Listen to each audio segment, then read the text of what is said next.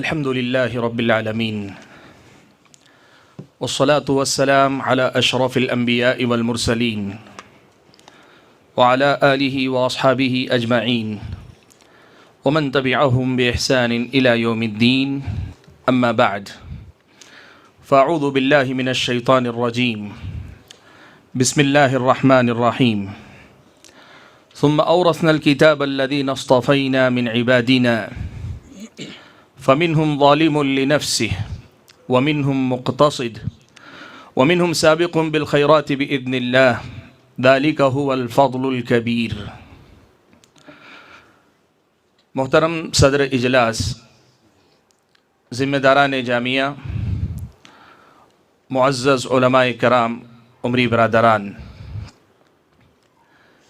آج کے اس اجلاس میں مجھے جس عنوان پر گفتگو کرنے کا مکلف کیا گیا ہے وہ عنوان ہے موجودہ حالات میں علماء امت کا کردار۔ علماء اللہ تبارک و تعالیٰ کا انتخاب ہے۔ اللہ تبارک و تعالیٰ نے رسالت کے لیے انبیاء کا انتخاب فرمایا، تو انبیاء کے سلسلے کے خاتمے کے بعد اس پیغام کو دنیا میں باقی رکھنے اور اس دنیا میں اس کو پھیلاتے رہنے اور اس کے تحفظ کے لیے علماء کا انتخاب فرمایا ہے۔ اللہ تبارک و تعالیٰ نے فرمایا ثم اورثنا الکتاب الذین اصطفینا من عبادنا، ہم اللہ کے بندوں میں سے وہ منتخب افراد ہیں جن کو اللہ تبارک و تعالیٰ نے کتاب کا وارث بنایا، انبیاء کے بعد حاملین کتاب بنایا ہے۔ قرآن مجید کی اس آیت کو پیارے نبی صلی اللہ علیہ وسلم نے اپنے الفاظ میں یوں بیان فرمایا، آپ نے کہا العلماء ورثۃ الانبیاء، کہ علماء انبیاء کے وارث ہیں۔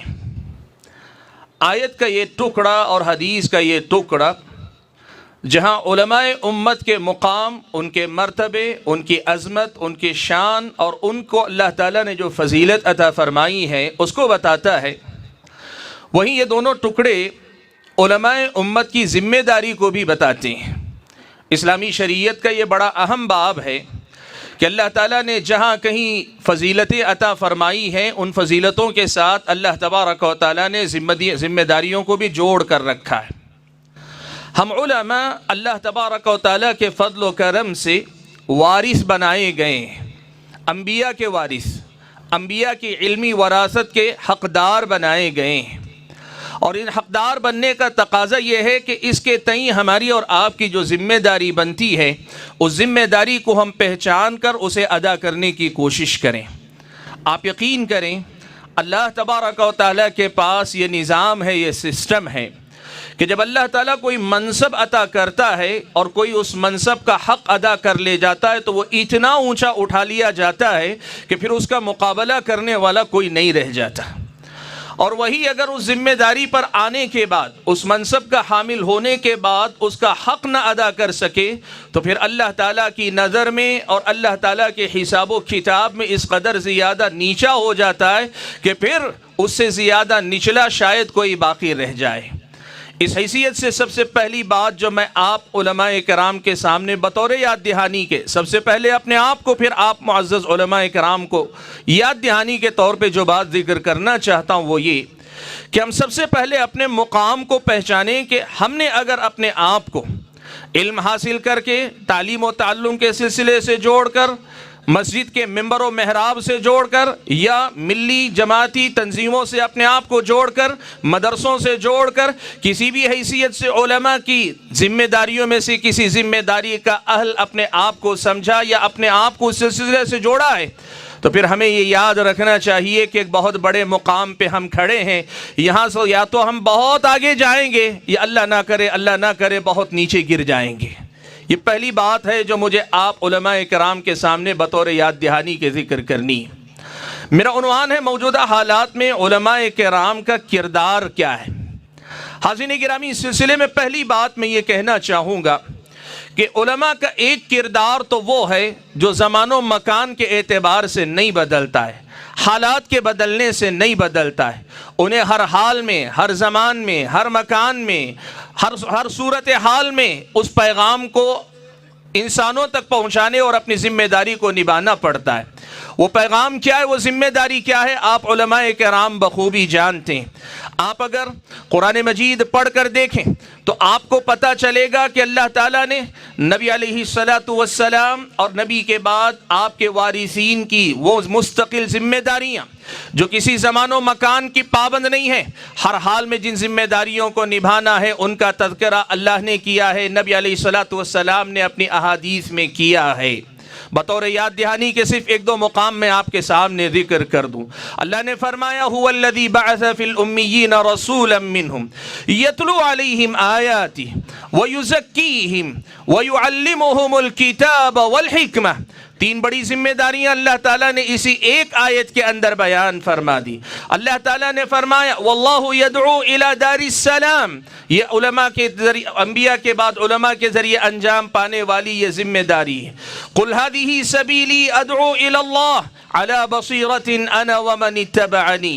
اللہ تعالیٰ نے فرمایا ولکن کونوا ربانیین بما کنتم تعلمون الکتاب وبما کنتم تدرسون۔ قرآن مجید کی یہ وہ آیات ہیں جن آیتوں میں اللہ تعالیٰ نے انبیاء اور انبیاء کے وارثین کی مختلف ذمہ داریوں کا تذکرہ فرمایا۔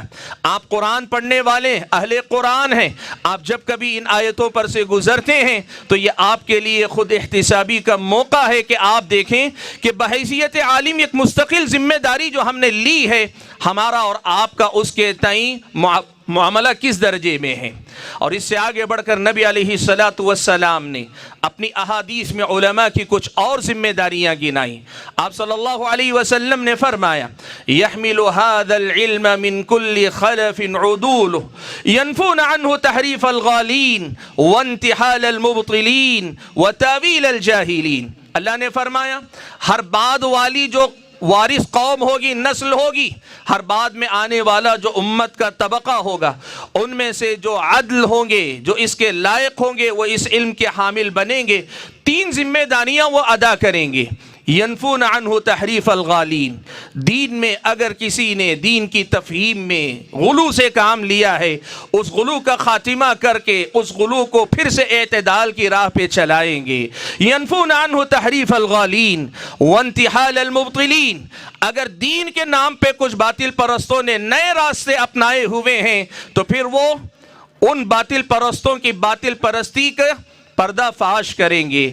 وتاویل الجاہلین، اور کبھی ایسا بھی ہوتا ہے کہ بہت سارے نااہل جاہل دین کو لے کر دین کی نئی تعویل، نئی تفسیر، نئی تعبیر کی راہ پہ لگتے ہیں تو یہ اس کا بھی قلع قمع کر کے دین کو اس کی اپنی حقیقی صورت میں بحال کریں گے۔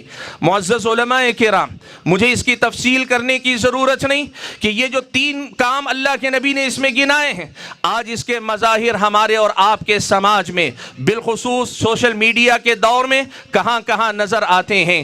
ہم علماء کرام کو ان ذمہ داریوں کو یاد رکھنا چاہیے۔ بات طویل نہ ہو، میں ایک پہلو اور بھی آپ کے سامنے ذکر کر دیتا ہوں۔ یہ وہ ذمہ داریاں اور اس جیسی اور کچھ ذمہ داریاں جو ہر حال میں علماء کرام کو انجام دینی ہیں، اور انجام دینی بھی کس مزاج سے ہیں یہ بھی قرآن میں اللہ تعالیٰ نے بتایا کہ نبی کا داعیانہ کردار کیا ہوتا ہے۔ اللہ تبارک و تعالیٰ نے قرآن مجید میں پیارے نبی صلی اللہ علیہ وسلم کے بارے میں فرمایا فَبِمَا رَحْمَةٍ مِّنَ اللَّهِ لِنْتَ لَهُمْ وَلَوْ كُنْتَ فَظًّا غَلِيظَ الْقَلْبِ لَانفَضُّوا مِنْ حَوْلِكَ۔ اللہ تبارک و تعالیٰ نے پیارے نبی صلی اللہ علیہ وسلم کے بارے میں فرمایا لَقَدْ جَاءَكُمْ رَسُولٌ مِّنْ أَنفُسِكُمْ عَزِيزٌ عَلَيْهِ مَا عَنِتُّمْ حَرِيصٌ عَلَيْكُمْ بِالْمُؤْمِنِينَ رَؤُوفٌ رَحِيمٌ۔ اللہ تعالیٰ نے اللہ کے نبی کے بارے میں فرمایا لَعَلَّكَ بَاخِعٌ نَفْسَكَ أَلَّا يَكُونُوا مُؤْمِنِينَ۔ حاضرین گرامی، ایک طرف ذمہ داریاں ہیں اور دوسری طرف ذمہ داریوں کو نبھانے والا یہ نبوی کردار ہے، نبوی اسلوب ہے، نبوی انداز ہے۔ ہم علماء کی یہ ذمہ داری بنتی ہے کہ ان دونوں قسم کی باتوں کو ساتھ لے کر مستقل اپنی ذمہ داری کو ادا کرتے رہیں۔ میں نے جو بات شروع کی وہ اس مسئلے سے کی تھی کہ ہم علماء کرام کی ذمہ داری کیا ہوتی ہے، علماء امت کی ذمہ داری کیا ہوتی ہے۔ تو اس حوالے سے سب سے پہلی بات تو یہ کہ کچھ ذمہ ذمہ داریاں وہ ہیں جو زمان و مکان کی پابند نہیں ہیں، جو حالات کے تابع نہیں ہیں۔ ہر حال میں، ہر مقام پہ ہم اور آپ کو یہ ذمہ داری نبھانی ہے۔ سب سے پہلے اس پر ہم اور آپ اپنی توجہ رکھیں۔ ہوتا کیا ہے، اکثر و بیشتر حالات کی رو میں بہہ کر ہم وقتی ترجیحات کے پیچھے تو لگتے ہیں، اور لگنا بھی چاہیے، وہ اپنی جگہ بجا ہے، میں جیسے گفتگو کروں گا، لیکن اس کا یہ مطلب نہ ہو کہ جو ہمارا حقیقی کردار ہے، ہماری حقیقی جو ذمہ داری ہے، کہیں وہ ہم سے نہ چھوٹ جائے، کہیں ہم وہ نہ بھول جائیں، یہ ہمیں یاد رکھنی چاہیے۔ حاضرین گرامی، بات کو میں دوسری طرف لاتا ہوں۔ موجودہ حالات میں ہمیں اور آپ کو کیا ذمہ داری نبھانی ہے؟ میں نے کہا پہلے مرحلے میں وہ ذمہ داری جو ہر حال میں کرنی، لیکن ایک قسم کی ذمہ داری وہ بھی عائد ہوتی ہے جو حالات کا تقاضا بن کر ہمارے سامنے کھڑی ہوتی ہے۔ حالات ہمارے سامنے نئے نئے تقاضے پیش کرتے ہیں، یہ علماء کی ذمہ داری بنتی ہے کہ وہ حالات پہ نظر رکھیں اور حالات کا مقابلہ کتاب و سنت کی تعلیمات کی روشنی میں صحیح انداز سے کر پائیں۔ اس صورتحال میں ملک کی جو موجودہ صورتحال ہے، امت کی جو صورتحال ملکی سطح پر ہے یا بین الاقوامی سطح پر ہے، اس سب پہ ہماری اور آپ کی نظر ہونی چاہیے۔ میں فی الوقت آج کی اس مجلس میں آپ علماء کرام کے سامنے صرف منتخب کچھ باتیں رکھنا چاہتا ہوں کہ موجودہ حالات میں ہم اور آپ کو ان پہلوؤں پر زیادہ توجہ کے ساتھ کام کرنے کی ضرورت ہے۔ ان میں سے سب سے پہلا کام کیا ہے؟ حاضرین گرامی، سب سے پہلا کام یہ ہے کہ امت کے حالات کا صحیح تجزیہ ہم کریں۔ ہم یا تو انفرادی طور پر اللہ نے صلاحیت دی ہے تو، لیکن چاہے کتنے ہی باصلاحیتیں، بہتر ہے کہ اس معاملے میں باہمی تعاون کے مزاج کے ساتھ، تعاون کے ساتھ آپس میں مل بیٹھ کر ایک ساتھ سر جوڑ کر بیٹھیں اور امت کے حالات کا صحیح تجزیہ سب سے پہلے کرنے کی کوشش کریں۔ صحیح تشخیص علاج کی سب سے پہلی بنیاد ہوتی ہے، اور تشخیص میں خلل علاج کی ناکامی کی پہلی بنیاد ہوتی ہے۔ حالات حاضرہ کا تجزیہ کرتے ہوئے اگر ہم نے صحیح طریقے سے تجزیہ نہ کیا تو ہماری محنتیں پوری ہو کر بھی شاید مطلوبہ نتائج دینے میں ناکام ہوگی۔ اس سلسلے میں بس اشارے کے طور پہ ایک بات کہنا چاہوں گا۔ ہم نے یہ دیکھا، سنا ہے، پڑھا ہے، موجودہ حالات کی بات جب بھی کی جاتی ہے عام طور پر امت کی سیاسی صورتحال پہ صرف بات ہوتی ہے، ملک کے اندر بدلتے سیاسی منظرنامے پہ صرف بات ہوتی ہے۔ کیا ہماری امت کی دینی حالت بہت خراب نہیں ہے؟ کیا ہماری امت کی تعلیمی صورتحال بہت خراب نہیں ہے؟ کیا امت کی اخلاقی صورتحال بہت زیادہ خراب نہیں ہے؟ کیا امت کی معاشرتی حالت بہت زیادہ خراب نہیں ہے؟ کیا امت کی معاشی حالت بہت زیادہ خراب نہیں ہے؟ کیا امت کی سیاسی صورتحال بہت خراب نہیں ہے؟ حالات کا تجزیہ کرتے ہوئے صرف سیاسی بگاڑ یا سیاسی اتھل پتھل کو ہی حالات کا نام دے دینا، یہ حقیقت میں تجزیے کا قصور ہے۔ یہ افراد کر سکتے ہیں، علماء کم سے کم اس قسم کی غلطی کا حصہ نہیں بن سکتے۔ سب سے پہلی ذمہ داری ہماری یہ ہے کہ حالات کا صحیح تجزیہ کرنے والے ہم اور آپ بنیں۔ دوسری بات جو اس حوالے سے موجودہ حالات میں کرنے کی ہے، میں آپ کے سامنے جو رکھنا چاہتا ہوں وہ یہ، آپ سبھی جانتے ہیں بدلتے منظرنامے میں ایسا محسوس ہوتا ہے کہ یہ زوال کے ایام ہیں یا پھر یہ کہ حالات دن بدن خراب ہوتے جا رہے ہیں۔ دیکھیے ایک بات یاد رکھیے، کوئی بھی قوم جب زوال کے راستے پہ چل پڑتی ہے نا تو کچھ خرابیاں اس کے اندر جنم لیتی ہیں جو اس کے زوال کی رفتار کو بڑھا دیتی ہیں، جو اسے وقت سے پہلے شکست خوردہ بنا دیتی ہیں۔ کچھ خرابیاں ایسی پیدا ہوتی ہیں جو امت کی رہی صحیح طاقت بھی چھین لیتی ہیں اور اس کو اور زیادہ کمزور اور بے بس کر دیتی ہیں۔ علماء امت کی یہ ذمہ داری بنتی ہے کہ زوال کے دور میں ایسے در آنے والے امراض، ایسی کمزوریاں، ایسی خامیاں، ان پہ نظر رکھیں اور نظر رکھ کر امت کی ہمت کو بحال رکھنے کی کوشش کریں۔ میں آپ کے سامنے اس حوالے سے دو باتیں صرف رکھنے کی کوشش کروں گا۔ سب سے پہلی بات تو یہ کہ موجودہ حالات میں جو حالات بظاہر مایوس کن نظر آتے ہیں، آپ کو پتہ ہے میرے اپنے جانکاروں میں میں جانتا ہوں، آپ بہتر سمجھتے ہیں کہ آپ کے اطراف و اکناف کیا ماحول ہے۔ ایک وقت وہ تھا کہ لوگ حالات پہ نظر اس لیے رکھتے تھے تاکہ ہم ان حالات کو سمجھ سکیں۔ آج یہ صورتحال ہے کہ ہر طرف سے مایوسی مایوسی مایوسی، ہر طرف سے شکست اور ریخت کے خبریں آتی نظر آتی ہیں۔ بہت سارے لوگ یہ سمجھتے ہیں کہ آج کل تو خبریں دیکھنا چھوڑ دینا ہی بہتر ہے۔ میں جو بات کہنا چاہ رہا ہوں وہ کیا؟ صورتحال یہ ہے کہ افراد امت تو افراد उम्मत हैं, उलमाए उम्मत का भी एक तबका मायूसी की तरफ बढ़ता जा रहा है, मायूसी की तरफ आगे बढ़ता जा रहा है। ऐ उलमाए उम्मत, ये आपकी जिम्मेदारी बनती है कि इस उम्मत को मायूसी से बचाकर उम्मीद की राह पे इनको फिर से लगाओ। हम मायूस नहीं हो सकते। अल्लाह ताला का ये कौल हमारे सामने है, इन्ना मअल उसरी युस्रा, तंगी के साथ आसानी आएगी, ये अल्लाह ताला का वादा है। हम मायूस नहीं हो सकते। अंबिया का किरदार क्या है आपने देखा। हजरत खब्बाब इब्न अर्त रज़ियल्लाहु तआला अन्हु, सही बुखारी की रिवायत, हजरत खब्बाब मुशरिकीन मक्का के सताए जाने से तंग होकर आए। कैसे सताए गए थे? हजरत खब्बाब वो सहाबी हैं जिन्हें जलते अंगारों पे नंगा लेटाकर सीने पे पैर रखकर जालिम खड़े हो जाया करते थे। तकलीफ बर्दाश्त से बाहर हुई, अल्लाह के नबी के पास आए, कहने लगे अल्लाह के नबी मता नसरुल्लाह, अल्लाह की मदद आखिर कब आएगी। मायूसी की इंतहा गोया उनके दरवाजे पे, दिल के दरवाजे पे दस्तक दे रही है। अल्लाह के नबी सल्लल्लाहु अलैहि वसल्लम का जो जवाब था, अल्लाह के नबी सल्लल्लाहु अलैहि वसल्लम का जो रद्द अमल था, अल्लाह के नबी सल्लल्लाहु अलैहि वसल्लम की बर वक्त जो रहनुमाई थी, अल्लाह के नबी का उस वक्त जो पैगाम था, ये ईमान, ये यकीन, ये पैगाम आज उलमाए उम्मत को अपनी कौम को देने की ज़रूरत है। अल्लाह के नबी सल्लल्लाहु अलैहि वसल्लम काबतुल्लाह के पास बैठे हुए थे, आप सीधे होकर बैठ गए। आपने फिर पिछली उम्मतों में जो सजाएं दी गई, सताए गए लोग थे, उनके वाक़ियात का तज़किरा करके पहले बात तो ये बताई, तुम पहले नहीं हो जो हक़ परस्त होने की वजह से सताए जा रहे हो, और दूसरी बात ये बताई कि तुम्हें जो सताया जा रहा है पहले वाले लोगों से ज़्यादा नहीं सताया जा रहा है। अल्लाह के नबी ने ये बताकर क्या कहना चाहा, उतने ज़्यादा मग़लूब होने के बाद भी पुराने अदवार में अंबिया की दावत जब गालिब हुई है तो मेरी अपनी दावत भी गालिब होगी, ये दीन भी गालिब होगा। अल्लाह के नबी ने फिर क्या कहा, कहा अल्लाह ताला जरूर इस दीन को अपने अंजाम तक पहुंचाएगा। यहां तक कि एक मुसाफिर, या दूसरी रिवायत में एक औरत सना से लेकर हज़रमौत तक चली जाएगी या चला जाएगा, उसे अपनी जान पर, अपने माल पर, अपनी इज्जत और आबरू पर किसी किस्म का खौफ नहीं होगा।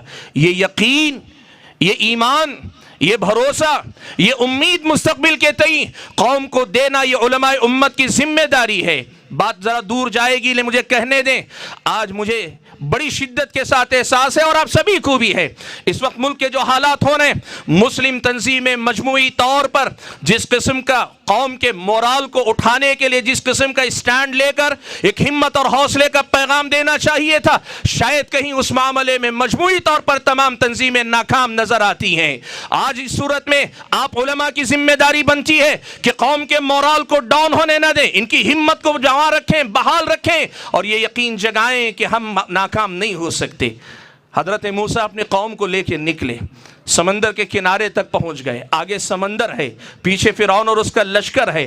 फौरन हजरत मूसा के जो उम्मती बनी इसराइल हैं, आगे समंदर और पीछे कौम को, फिरौन और उसकी कौम को देखकर कहते हैं इन्ना लमुद्रकून, ऐ मूसा मामला तो खत्म हो गया, हम तो खत्म हो गए, पकड़ लिए गए। हजरत मूसा ने क्या कहा, क़ाल कल्ला, क़ाल कल्ला इन्न मइया रब्बी सयहदीन, मेरे साथ मेरा रब है, वो मेरी रहनुमाई करेगा। हाज़िन गिरामी, उलमा की जिम्मेदारी बनती है कि ये यकीन, ये ईमान अपनी कौम के अंदर पैदा करें।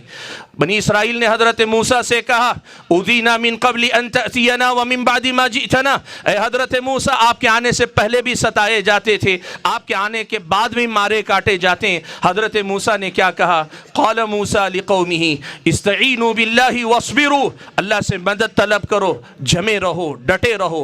इन्नल अर्ज़ लिल्लाह, ये ज़मीन अल्लाह ताला की है, यूरिसुहा मन यशाउ मिन इबादिही, अल्लाह ताला जिसे चाहे इसका वारिस बनाता है। वल आक़िबतु लिल मुत्तकीन, लेकिन ये याद रखो अंजाम हमेशा मुत्तकियों का ही होता है। ये यकीन लोगों को दो, इन्ना लनंसुरु रुसुलना वल्लज़ीना आमनू फिल हयाति दुनिया व यौम यक़ूमुल अशहाद। हाज़िन गिरामी, ये पहला काम है जो हालात हाजिरा की रोशनी में हम और आपको करने की ज़रूरत है कि हर कोई मायूस हो सकता है, उलमा मायूस नहीं होते। मायूस लोग इनके पास आकर उम्मीद अपने दिल में जगा के वापस लौटा करते, इस यकीन के साथ इस उम्मत की रहनुमाई रहबरी करने की कोशिश करें। हाज़िन गिरामी, दूसरा काम जो मौजूदा हालात में उलमाए उम्मत को करने का है, वो काम है कि इस वक्त ارتداد کے لیے ماحول زیادہ سازگار ہوتا جا رہا ہے، پہلے کی بنسبت ارتداد کے امکانات زیادہ روشن ہوتے جا رہے ہیں۔ آپ کو اندازہ ہے سب سے پہلے تو تعلیم لادینیت والی، کلچر لادینیت والا، انکار آخرت ان کی اپنی گھٹی میں پڑی ہوئی۔ حاضرین گرامی، میں نے یہ کہا کہ پہلے سے زیادہ ارتداد کے لیے ماحول اب زیادہ سازگار ہوتا جا رہا ہے، تعلیم لادینیت والی، ماحول لادینیت والا، اور انکار آخرت یوں لگتا ہے کہ ہر جگہ ایک مسلمہ مسئلہ ہے کہ بابر بعیش کوش کے عالم دوبارہ نیست۔ ایسی صورتحال میں سیاسی طور پر مسلمانوں پر، مسلم شناخت رکھنے والے طلبہ طالبات پر، مسلم شناخت رکھنے والے افراد پر اگر عرصہ حیات تنگ کیا جا رہا ہے، ظاہر بات ہے ایسی صورت میں کمزور ایمان والوں کے مرتد ہونے کے امکانات بہت زیادہ روشن ہو جاتے ہیں، بڑھ جاتے ہیں۔ ایسی صورت میں ہم اور آپ کی یہ ذمہ داری بنتی ہے کہ اس ارتداد کے سد باب کے لیے، اس ارتداد کو روکنے کے لیے ہم اور آپ گہری بنیادوں پہ، سطحی کام نہیں، وقتی تقریریں نہیں، منصوبہ بند طریقے سے ہم کوشش کریں کہ اس ایمان کی لذت کو لوگوں کے دلوں میں بٹھائیں کہ جس کے بارے میں ہرقل نے ابو سفیان کے بارے میں کہا تھا کہ وَذْقَدَ الْإِيمَانِ اِذَا خَالَتَتْ بَشَاشَتُهُ الْقُلُوبِ، کہ ایمان کا معاملہ یہ ہے کہ جب اس کی بشاشت دلوں میں گھر کر جاتی ہے تو پھر آدمی جان سے جاتا ہے، ایمان سے کبھی نہیں جاتا ہے۔ اس کام کو اگر انجام دینے کا اگر کوئی اہل ہے تو وہ آپ علماء کرام ہیں۔ ارتداد کی اس لہر کا مقابلہ کرنے کی ترجیحی بنیادوں پہ ضرورت ہے۔ حاضرین گرامی، تیسری بات جو میں کہنا چاہتا ہوں، حقیقت میں یہ ایک بات نہیں، یہ کئی باتوں کا خلاصہ اور نچوڑ ہے۔ آپ علماء کرام ہیں، آپ میں سے کئی ایسے ہیں جو بذات خود ذمہ دار ہیں۔ آپ علماء ہیں لیکن آپ بذات خود کئی جگہ پہ ذمہ دار ہیں، اور آپ میں سے کچھ وہ ہیں جو ذمہ دار نہیں لیکن ذمہ داروں کے کانوں تک آپ کی پہنچ ہے اور آپ کی بات سنی جاتی ہے، اور آپ میں سے بعض وہ لوگ ہیں جو ذمہ دار بھی نہیں ہیں یا ذمہ داروں تک ان کا اثر و رسوخ نہیں ہے، لیکن کم سے کم ان کے پاس منبر و محراب ہے، ان کے پاس قلم ہے۔ آپ کو کم سے کم ان بنیادوں پہ کام کرنے کی ضرورت ہے۔ دیکھیے، علماء کرام کو کام کرنا کم ہے، کام کروانا زیادہ ہے۔ موجودہ حالات میں کام کرنے سے زیادہ ہمیں کام کروانے کی ضرورت ہے، اور کن میدانوں میں کام کروانے کی ضرورت ہے۔ آپ خود ذمہ دار ہیں تو خود کروائیے، آپ اگر ذمہ داروں پہ اثر و رسوخ رکھتے ہیں تو ان سے منوا کے کروائیے، اور اگر نہیں کر سکتے تو اپنی آواز دیتے رہیے، شاید کسی کے کان میں پڑ جائے اور وہی کر لے جائے کیا کرنا ہے اور کیا کروانا ہے۔ میں نے کچھ میدان منتخب کیے ہیں۔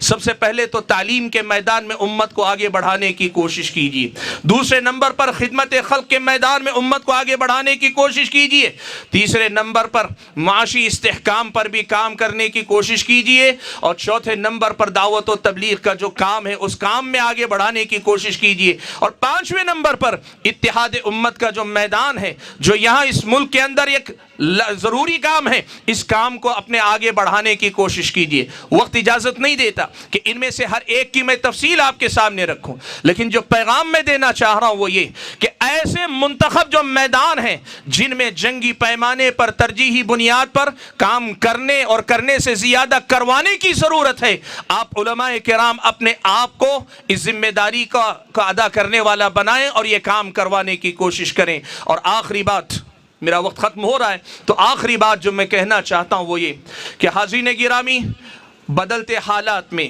بگڑتے حالات میں، اور ہمارے اور آپ کے زوال کی طرف بڑھتی صورت حال میں ایک بہت بڑا کام ہے کہ ہم خود احتسابی سے کام لیں کہ ہمارا اور آپ کا اللہ سے تعلق کیسا ہے، ہم علماء کا اللہ تعالیٰ سے تعلق کیسا ہے، اور ہم علماء کے ساتھ ساتھ ہم اپنی قوم کا اللہ سے تعلق جوڑنے پہ کتنا کام، کتنی محنت ہم اور آپ کرتے ہیں۔ میں آپ کو بتانا چاہوں گا کہ حالات کے معاملے میں ہم بہت زیادہ مادہ پرستانہ ذہن اگر لے لیں گے تو پھر ہم صرف اسباب کو ڈھونڈتے رہیں گے اور اسباب کی اختیار کرنے میں لگ جائیں گے، مسبب الاسباب کو ہم بھول بیٹھیں گے۔ اس معاملے میں لوگوں کے اندر افراط و تفریط کا مزاج ہے۔ کچھ لوگ یہ سمجھتے ہیں کہ وہ دنیا کے اسباب اختیار کر لیے، جیسے کچھ میدان میں نے بتائے نا، تعلیم ہے، خدمت خلق ہے، معاش ہے، سیاسی گٹھ جوڑ ہے، گٹھ بندھن ہے، یہ کر لیں گے حالات بدل جائیں گے۔ یہ اسباب پہ بھروسہ کر کے مسبب الاسباب کو بھول جانے والی بات ہے۔ اور اس کے مقابلے میں کچھ لوگ ایسے ہیں وہ حالات کے سامنے سپر ڈال دیتے ہیں اور وہ کچھ کرنا نہیں چاہتے، صرف دعائیں کرنا چاہتے ہیں، بقول اقبال کہ یہ ناداں گر گئے سجدے میں جب وقت قیام آیا۔ افراط و تفریط کی ان دو راہوں سے بچ کر ہمیں جو کرنا ہے وہ کام کیا ہے؟ جو اسباب میں نے ذکر کیے، اس سے بہتر اسباب آپ کے علم میں ہو سکتے ہیں، علماء کا کردار اور بھی ہو سکتا ہے، آپ اس کو اپنائیے، لیکن ان سب سے پہلے اور ان سب کے ساتھ اور ان سب کے بعد اللہ تعالیٰ سے تعلق جوڑ کر اپنے معاملات اللہ تعالیٰ کے سامنے رکھنے کا سلیقہ سیکھیے، اور اللہ کے سامنے قوم کو اللہ تعالیٰ کے سامنے اللہ سے جوڑ کر اللہ کے سامنے اپنا مقدمہ رکھنے والا بنائیے۔ مجھے یاد پڑتا ہے، مجھے یقین مانے وہ بات آج تک میں نہیں بھول پایا، 1.5-2 سال پہلے جب NRC کے حالات تھی، اس صورتحال میں مچھلی پٹنم میں مولانا ثناء اللہ عمری یمی عثمانیہ حفظہ اللہ سے ملاقات کے لیے گیا۔ بڑی درد مندی کے ساتھ انہوں نے ایک سوال مجھ سے کیا، بر وقت میرے پاس بھی اس کا جواب میں کچھ نہ بول سکا۔ انہوں نے کہا، اللہ کے بندے مجھے یہ بتاؤ، مجھ سے مخاطب ہو کر کہتے ہیں، اللہ کے بندے یہ بتاؤ، اللہ کے نبی کہتے ہیں ان من عباد اللہ من لو اقسم علی اللہ لابرہ، اللہ کے بندوں میں کچھ بندے ایسے ہوتے ہیں کہ اگر وہ قسم کھا لے اللہ ان کی قسم کی لاج رکھ لیتا ہے۔ یہ حدیث سنا کر مولانا نے مجھ سے پوچھا، میں سوچتا ہوں کہ 20 کروڑ کی اس مسلم آبادی میں کہ یہ ایک اللہ کا بندہ نہیں ہے جو اللہ کے سامنے قسم کھا لے تو اللہ مسلمانوں کے حالات یہاں بدل دے۔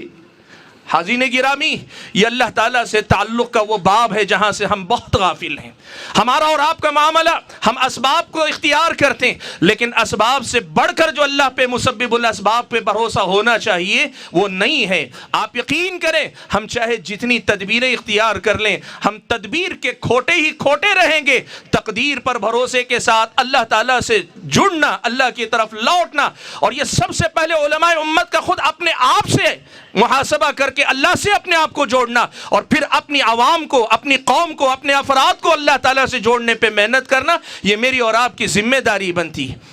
حجاج ابن یوسف ظالم بن کر مسلط ہوا، کچھ لوگوں نے کہا کہ حجاج ابن یوسف کے خلاف ہم جنگ لڑیں گے۔ حضرت حسن بصری رحمت اللہ علیہ نے کیا کہا اللہ کے بندو، حجاج ابن یوسف جب اللہ کی سزا بن کر مسلط ہوتا ہے نا، اس کا علاج اس سے ٹکرانے میں نہیں، اپنے گناہوں کی استغفار اللہ تعالیٰ کی طرف لوٹ کر کرنے میں۔ آپ اسباب اختیار کیجئے، لیکن اسباب سے بڑھ کر اللہ تعالیٰ سے تعلق پر محنت کرنے کی کوشش کیجئے۔